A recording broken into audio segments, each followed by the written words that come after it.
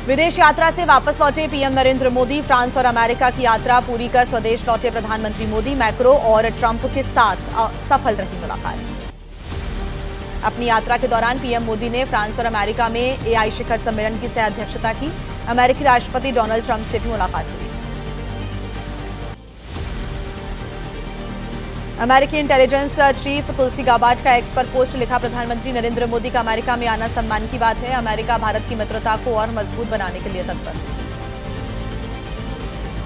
और पीएम मोदी के स्वदेश लौटने के बाद अब माना जा रहा है कि दिल्ली में सीएम का चेहरा जल्द तय हो जाएगा। दिल्ली में मुख्यमंत्री के नाम पर मुहर के बाद कब शपथ ग्रहण समारोह की लगाई जा रही है उम्मीद, और किन किन नेताओं के नाम की हो रही है चर्चा। सरकार गठन में देरी पर आम आदमी पार्टी के नेताओं की प्रतिक्रिया क्या है, पूरा अपडेट जानिए 9 सेकंड न्यूज में। जल्द साफ हो सकती है दिल्ली के सीएम फेस की तस्वीर। सूत्रों के हवाले से खबर, 19 फरवरी को दिल्ली की नई सरकार का शपथ ग्रहण समारोह। पीएम मोदी के देश लौटते ही दिल्ली सरकार के गठन की सुगबुगाहट तेज हो गई है। 18 या फिर 17 फरवरी को ही विधायक दल की बैठक होगी और आज या कल तय हो जाएंगे पर्यवेक्षक। राजौरी गार्डन विधानसभा सीट से बीजेपी विधायक मनजिंदर सिंह सिरसा का बयान, कहा जल्द ही तय हो जाएंगे पर्यवेक्षक। 1 से 2 दिन में होगी सरकार के गठन को लेकर अहम बैठक। दिल्ली बीजेपी कार्यालय में हुई पार्टी नेताओं की अहम बैठक। विधायक दल की बैठक को लेकर मंथन। मीटिंग में बीएल संतोष, वीरेंद्र सचदेवा, हर्ष मल्होत्रा, अतुल गर्ग, कमलजीत सहरावत मौजूद हैं। दिल्ली की पूर्व सीएम आतिशी का बीजेपी पर आरोप, कहा बीजेपी में मंत्री बनने के लिए झगड़े हो रहे हैं। विभागों के बंटवारे को लेकर भी आंतरिक खींचतान है। वहीं आतिशी ने बीजेपी पर आरोप लगाया, कहा बीजेपी का अपने चुनाव घोषणा पत्र में किए गए वादों को पूरा करने का कोई इरादा नहीं है। आम आदमी पार्टी के सर ठीकरा फोड़ने की होगी कोशिश। दिल्ली में बिजली की किल्लत पर आतिशी के आरोपों पर बीजेपी की प्रतिक्रिया आई सामने। बीजेपी के राष्ट्रीय प्रवक्ता अजय आलोक ने कहा, आतिशी को अपनी पार्टी के निधन पर मनाना चाहिए 13 दिन का शोक। दिल्ली बीजेपी विधायक रविंद्र सिंह नेगी का बयान, कहा दिल्ली में बीजेपी के 48 विधायकों की जीत हुई। सभी विधायक सीएम के लायक। विधायक दल का फैसला होगा सबकी मंजूर। बीजेपी सांसद प्रवीण खंडेलवाल का बयान, चुनाव हारने के बाद अब राजनीति करने में जुटे आपके नेता। मुख्यमंत्री के नाम पर बीजेपी नेतृत्व सही समय पर लगाएगा मुहर। बिजली कटौती के आपके आरोपों पर बीजेपी का निशाना। बीजेपी प्रदेश अध्यक्ष वीरेंद्र सचदेवा ने कहा, केजरीवाल और आतिशी को जनता ने नकारा, आप कर रही हैं दुष्प्रचार। दिल्ली में मोहल्ला क्लिनिक बंद करने की मांग। बीजेपी सांसद योगेंद्र चंदोलिया बोले, मोहल्ला क्लिनिक है भ्रष्टाचार का मॉडल, इनको फौरन किया जाना चाहिए बंद। और दिल्ली की सियासत के बाद 9 सेकंड न्यूज में महाकुंभ से जुड़ी खबरों का रुख करते हैं। प्रयागराज महाकुंभ में शुक्रवार रात 8 बजे तक करीब 99,000 श्रद्धालुओं ने लगाई है आस्था की डुबकी। 2 लाख कल्पवासियों और 94,98,000 श्रद्धालुओं ने स्नान किया। महाकुंभ में स्नान के लिए बड़ी संख्या में पहुंच रही हैं श्रद्धालु। देश विदेश के श्रद्धालु भी लगा रही हैं संगम पर आस्था की डुबकी। अब तक 50 करोड़ 11 लाख से अधिक लोगों ने स्नान किया। सीएम योगी आदित्यनाथ ने कहा, प्रयागराज महाकुंभ में अब तक 50 करोड़ से अधिक श्रद्धालु लगा चुके हैं आस्था की डुबकी। यह भारत की लोक आस्था का अमृतकाल है। सीएम योगी आदित्यनाथ ने महाकुंभ से उत्तर प्रदेश की अर्थव्यवस्था में 3 लाख करोड़ रुपए की बढ़ोतरी होने का अनुमान व्यक्त किया है। कहा, यह भारत का नया उत्तर भारत है जो विकास की दिशा में तेजी से बढ़ रहा है। प्रयागराज महाकुंभ क्षेत्र में आज और कल 2 दिन रहेगा नो व्हीकल जोन। मेला क्षेत्र में नहीं चलेंगे वाहन। वीकेंड पर भारी भीड़ उमड़ने की संभावना के मद्देनजर लिया गया फैसला। महाकुंभ में नो व्हीकल जोन के दौरान कोई भी पास नहीं होगा मान्य। वीकेंड पर क्राउड मैनेजमेंट को देखते हुए लिया गया फैसला। अगले 2 दिनों में 1 करोड़ श्रद्धालुओं के आने की उम्मीद है। महाकुंभ में इस बार बनेंगे 4 नए विश्व रिकॉर्ड। आज त्रिवेणी मार्ग पर चलाए जाएंगे 1000 e rickshaw. Guinness book of world record की टीम संगम की रेती पर पहुंची। बक्सर रेलवे स्टेशन पर ट्रेन में चढ़ते वक्त यात्रियों में अफरा तफरी का माहौल नजर आया। महाकुंभ जाने के लिए जुटी भारी संख्या में भीड़। ट्रेनें फुल होने की वजह से हो रही है यात्रियों को परेशानी। बक्सर रेलवे स्टेशन पर नजर आ रही है बदइंतजामी। धक्का मुक्की करते हुए नजर आ रहे हैं यात्री। ट्रैक पर खड़े होकर कई लोग कर रही हैं ट्रेन में चढ़ने की भी कोशिश। बिहार के सासाराम रेलवे स्टेशन पर लोगों की भारी भीड़ रही। प्रयागराज महाकुंभ जाने के लिए उमड़ा हुजूम। बोगियों के दरवाजे नहीं खुलने पर खिड़कियों के ही माध्यम से ट्रेन पर चढ़ते नजर आए। कुंभ जाने वालों के लिए खुशखबरी। प्रयागराज होते हुए नई दिल्ली से वाराणसी के बीच चलेगी वंदे भारत स्पेशल ट्रेन। महाकुंभ में भीड़ को देखते हुए लिया गया फैसला। अयोध्या में राम मंदिर दर्शन के लिए उमड़ रही है श्रद्धालुओं की भारी भीड़। महाकुंभ की वजह से राम की नगरी अयोध्या भी पहुंच रहे लोग। मंदिर के बाहर लगी है लंबी लंबी लाइन। लोकसभा अध्यक्ष ओम बिरला आज पहुंचेंगे प्रयागराज। महाकुंभ संगम पर लगाएंगे आज तक डुबकी, पूजा अर्चना भी करेंगे ओम बिरला। महाकुंभ स्नान के लिए जल्द प्रयागराज जा सकते हैं कांग्रेस नेता राहुल गांधी और प्रियंका गांधी। सूत्रों के अनुसार फिलहाल कोई कार्यक्रम तय नहीं हुआ है। महाकुंभ में स्नान के लिए पहुंच रहे हैं महाराष्ट्र के सीएम देवेंद्र फडणवीस पहुंचे। महाकुंभ की व्यवस्थाओं पर उन्होंने कहा, योगी सरकार की महाकुंभ की व्यवस्थाओं को दुनिया भर के लोग याद रखेंगे। स्वामी चिदानंद सरस्वती का बयान, कहा सनातन करता है सबका सम्मान। इसी भावना के साथ महाकुंभ में डुबकी लगाने के लिए आ रहे हैं बड़ी संख्या में लोग। आवाहन अखाड़ा के महामंडलेश्वर प्रकाशानंद गिरी ने किया नवनीत राणा के बयान का समर्थन। कहा उनका बयान किसी धर्म विशेष के खिलाफ नहीं बल्कि देश और सनातन विरोधी ताकतों के खिलाफ था। डोनाल्ड ट्रंप के पिछले महीने अमेरिका के राष्ट्रपति पद की शपथ लेने के बाद निर्वासित भारतीयों का आज दूसरा जत्था भारत पहुंचेगा और इसको लेकर सियासत में उबाल है। क्यों विपक्ष सवाल खड़े कर रहा है? भगवंत मान को अमृतसर में विमान लैंडिंग पर ऐतराज क्यों? पूरा अपडेट जानिए 9 सेकंड। अवैध भारतीय प्रवासियों की अमृतसर से लैंडिंग पर भड़के पंजाब के मुख्यमंत्री भगवंत मान। कहा अमेरिकी विमान को उतारने के लिए अमृतसर को किस आधार पर चुना गया है? बीजेपी नेता प्रवीण खंडेलवाल का पंजाब के सीएम भगवंत मान का पलटवार। कहा कि गंभीर मुद्दों पर राजनीति कर रही है मान, उन्हें देश की सुरक्षा से कोई मतलब नहीं है। कांग्रेस ने भी अमृतसर में अमेरिकी विमानों की लैंडिंग पर सवाल खड़े किए। पार्टी विधायक परगट सिंह ने इसे पंजाबियों को बदनाम करने की साजिश बताया। कहा किसी और एयरपोर्ट पर भी उतारे जा सकते हैं अमेरिकी विमान। कांग्रेस नेता तारिक अनवर ने कहा ट्रंप के आने के बाद भारत को अपमानित किया गया, जो निंदनीय है। अमेरिका की नजर हमेशा अपने फायदे पर रहती है।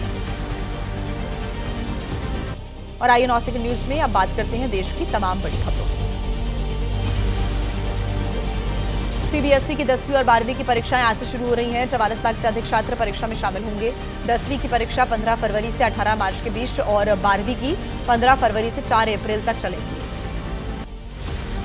मुंबई के न्यू इंडिया कोऑपरेटिव बैंक में कथित अनियमितताओं की मुंबई पुलिस के ईओडब्ल्यू ने शुरू की है जांच। आरबीआई ने बैंक पर लगाया है बैन। खाता धारकों ने ब्रांच पहुंचकर अपने पैसों की मांग की।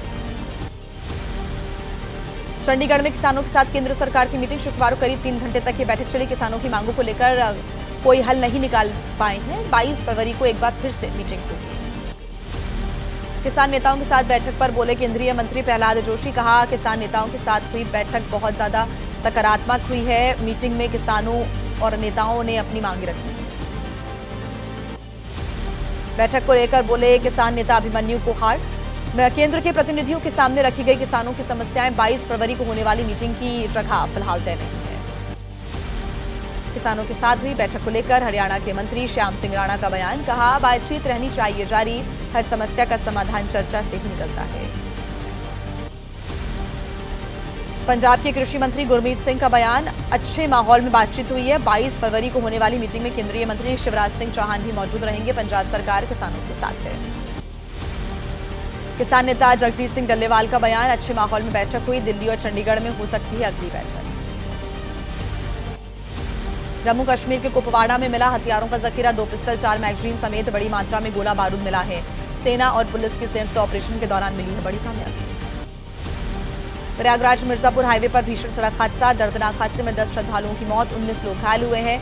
बोलेरो और बस की आमने सामने की टक्कर से यह हादसा हुआ। बस में सवार सभी श्रद्धालु मध्य प्रदेश के राजगढ़ जिले के रहने वाले हैं। और आइए अब आपको दिखा देते हैं राजनीति से जुड़ी हुई तमाम बड़ी खबरें 9 सेकंड न्यूज में। चुनावों में हार के बाद कांग्रेस संगठन में बड़ा फेरबदल हुआ। भूपेश बघेल और सैयद नासिर हुसैन को बनाया गया है महासचिव। कांग्रेस में महासचिवों की संख्या 12 से बढ़कर अब 13 हो गई है। 9 नए प्रदेश प्रभारी भी नियुक्त किए गए हैं। कांग्रेस महासचिव बनाए जाने के बाद भूपेश बघेल को सौंपी गई पंजाब की जिम्मेदारी, जबकि सैयद नासिर हुसैन को दिया गया जम्मू कश्मीर और लद्दाख का प्रभार। कांग्रेस में फेरबदल में कई नेताओं की छुट्टी। राजीव शुक्ला, देवेंद्र यादव, दीपक बाबरिया, मोहन प्रकाश समेत 6 नेताओं से राज्यों के प्रभार वापस किए गए। कांग्रेस ने अजय कुमार लल्लू को ओडिशा, रजनी पाटिल को हिमाचल प्रदेश की जिम्मेदारी सौंपी, जबकि बीके हरिप्रसाद को हरियाणा और के राजू को सौंपा गया झारखंड का प्रभार।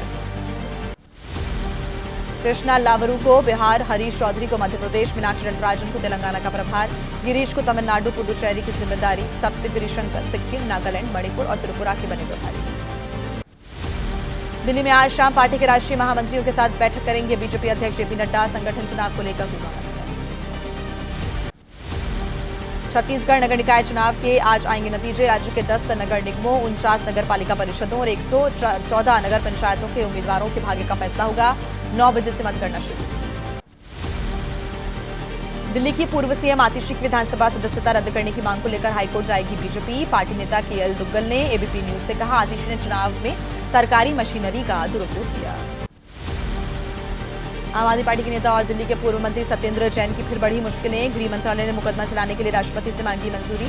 मनी लॉन्ड्रिंग केस में बीएनएस की धारा 218 के तहत मांगी गई है इजाजत।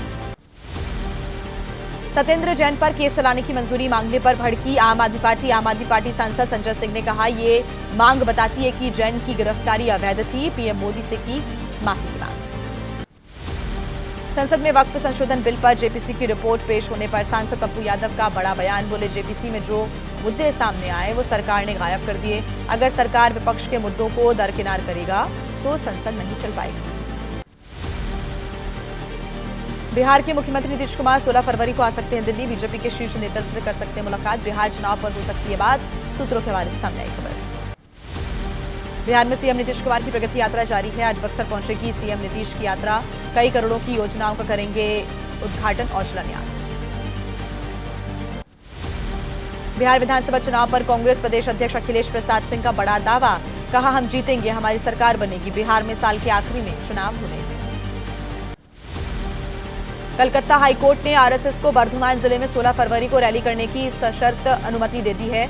पश्चिम बंगाल पुलिस ने संघ प्रमुख मोहन भागवत की रैली को इजाजत देने से इनकार कर दिया था।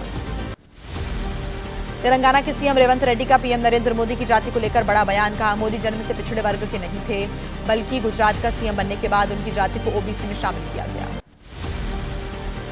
यूपी के गाजीपुर में समाजवादी पार्टी के सांसद अफजाल अंसारी के खिलाफ केस दर्ज। अफजाल अंसारी ने महाकुंभ पर दिया था विवादित बयान। पुलिस आगे कार्रवाई कर रही है।